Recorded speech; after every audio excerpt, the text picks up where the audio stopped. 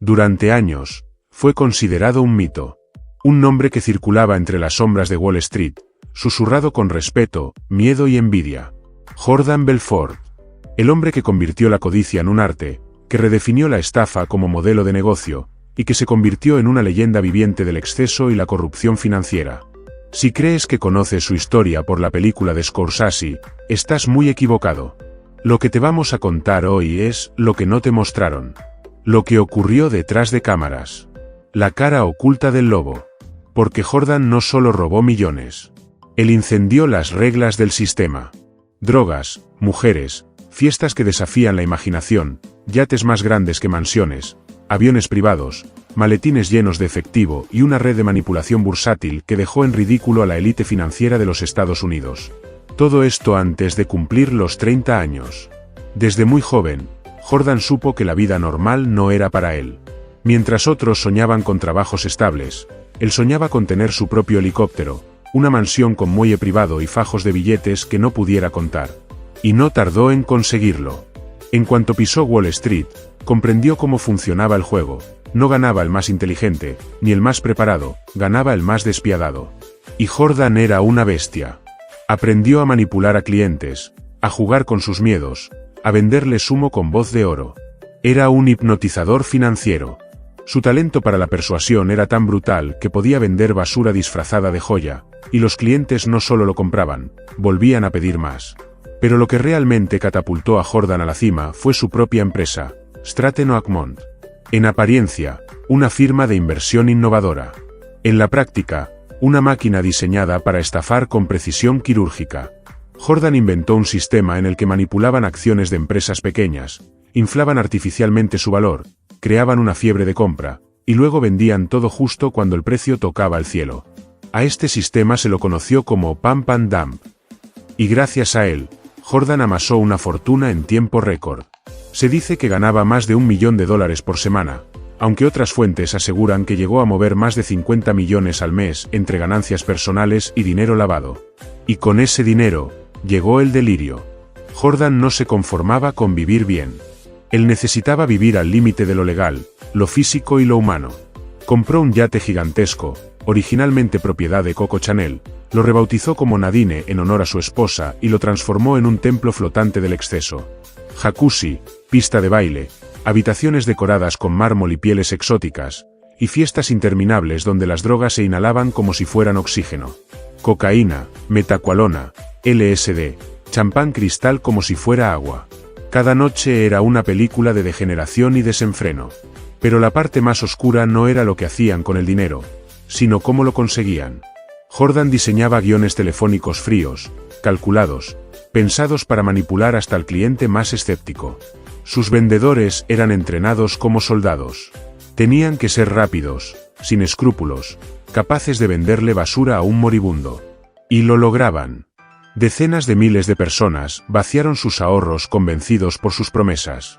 Familias enteras apostaron su futuro. Y mientras tanto, Jordan seguía engordando su fortuna y expandiendo su imperio de papel. Para ese entonces, su mansión en Long Island parecía sacada de una revista de ciencia ficción. Gimnasio privado, helipuerto, teatro, cancha de tenis, bodega con vinos franceses de $5.000 por botella y una colección de autos que incluía Ferraris, Lamborghinis, Aston Martins y un jet privado solo para él y sus perros. Jordan se había transformado en un dios del exceso. Pero no era suficiente. Quería más. Quería comprar una aerolínea, una productora de cine, una cadena de hoteles en el Caribe, e incluso intentó entrar en el mundo político apoyando campañas para asegurarse impunidad a largo plazo. Nada lo detenía. Ni las advertencias de la SEC, ni los rumores de investigaciones federales.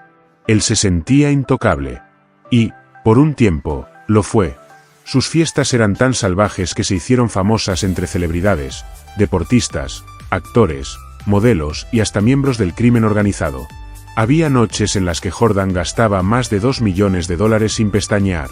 Contrataba orquestas privadas, montaba fiestas temáticas con gladiadores reales, contrataba a decenas de mujeres por noche, y todo eso, facturado como gastos corporativos. La vida era una línea blanca sobre una mesa de mármol. Y Jordan la aspiraba con una sonrisa. Lo que empezó como un juego sucio en los márgenes de Wall Street, terminó siendo una de las operaciones federales más sonadas de la década.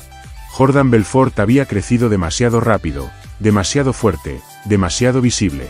Y en Estados Unidos, cuando haces demasiado ruido y empiezas a mover dinero más rápido que los propios bancos, el sistema reacciona. Y reacciona con todo. El FBI ya lo tenía en la mira desde hacía tiempo. Pero cuando los números de Stratton Oakmont comenzaron a desafiar toda lógica, y los rumores sobre ventas fraudulentas se convirtieron en evidencias concretas, no hubo escapatoria. Los agentes empezaron a llegar de a poco. Al principio con llamadas, luego con citaciones. Jordan, confiado, seguía mintiendo, sobornando, burlando controles. Pero las redes se cerraban. Uno de sus socios más cercanos, asfixiado por las deudas y el miedo, aceptó colaborar con las autoridades. Fue el primero de muchos. Y uno a uno, los pilares del imperio empezaron a quebrarse. Empleados que antes reían mientras lanzaban fajos de billetes al techo, ahora temblaban en oficinas grises, contando todo lo que sabían a cambio de inmunidad. El propio Jordan no quería aceptar lo que estaba ocurriendo. Siguió fingiendo. Seguía organizando fiestas, apostando millones, viajando en helicóptero a reuniones que ya no tenían sentido. Pero cuando el FBI irrumpió en Stratton Oakmont con una orden judicial, no hubo más show. No hubo discurso motivacional que valiera. Confiscaron documentos, ordenadores, cuentas bancarias. La investigación ya no era un rumor. Era un hecho. Y las cifras eran escandalosas. Más de 200 millones de dólares en fraudes bursátiles, manipulación de acciones, lavado de dinero, evasión fiscal. Todo bajo su nombre. Todo bajo su firma. Lo más increíble es que, aún frente a ese escenario, Jordan siguió luchando. Usó a sus abogados, a sus contactos, a sus millones para intentar ganar tiempo. Pero cada día perdía más aliados. Uno de los momentos más brutales fue cuando su esposa, Nadine, la mujer por la que había bautizado su yate, lo confrontó. Ya no soportaba los engaños, las drogas, las orgías, las mentiras, la vida sin control.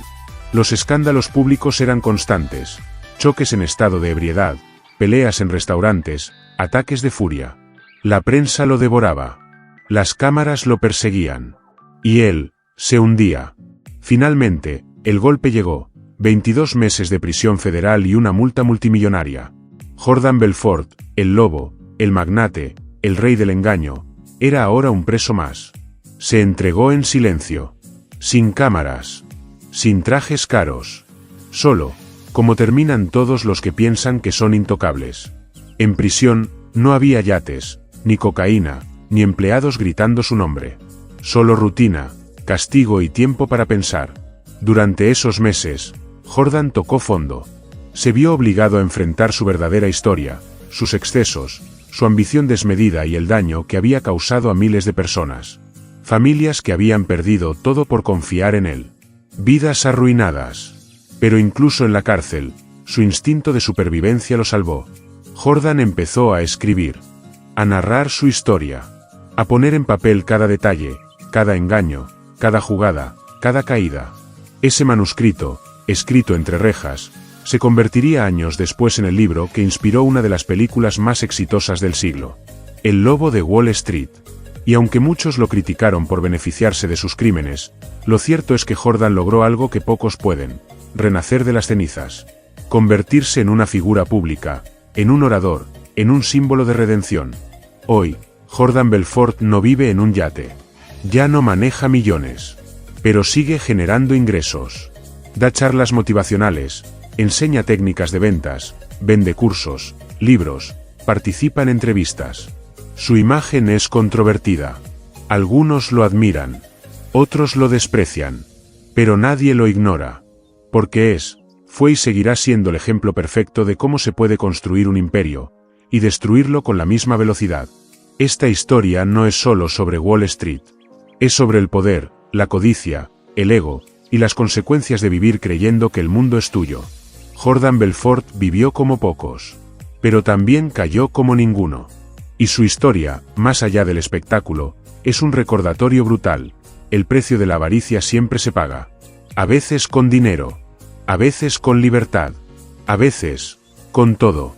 Suscríbete al canal si querés más historias reales que parecen películas. Historias de excesos, caídas, traiciones y redenciones que te van a dejar pensando durante días. Y si querés que contemos la de otro personaje que lo tuvo todo y lo perdió, déjalo en los comentarios. Porque esto apenas empieza.